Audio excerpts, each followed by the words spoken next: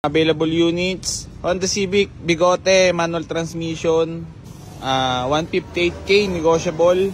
Meron din tayo dito, Cherry QQ, nakarehistro hanggang next year. First owner, 28K odo lang, 20, negotiable. Meron din tayo dito, Chevrolet Captiva, 2010 model, 265K, negotiable. Automatic transmission. Ayan, malamig aircon yan. Tapos meron din tayo dito, Honda Civic, Bigote, 145K, negotiable. Rehistro din hanggang next year.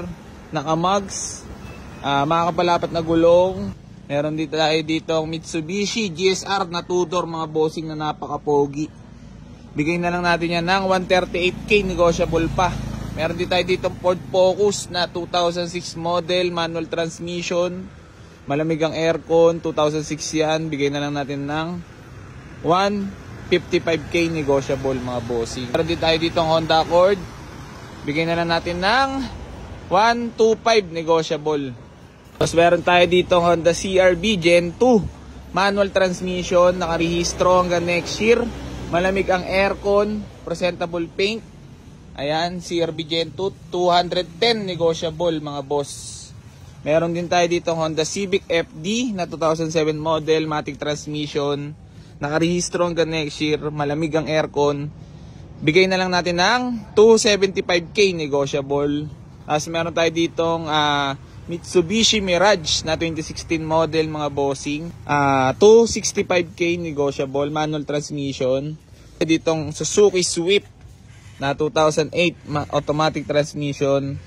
Bigay na lang natin yan ng 275K, negotiable, mga bossing. Ayan, mga bossing, meron din tayo dito Nissan Almera na 2015 model, 2016 model, manual transmission, malamig ang aircon, 265K, negotiable. Tapos meron din tayo ditong Ford Links na 2002 model, mga bossing, naka-mugs, malamig ang aircon.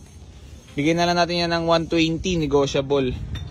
Tapos meron tayo ditong Honda Civic Bigote, manual transmission, malamig ang aircon, naka D15B, VTEC, 165K, negotiable. Tapos meron tayo ditong Honda Civic Dimension na 2002 model, automatic. Ano pala?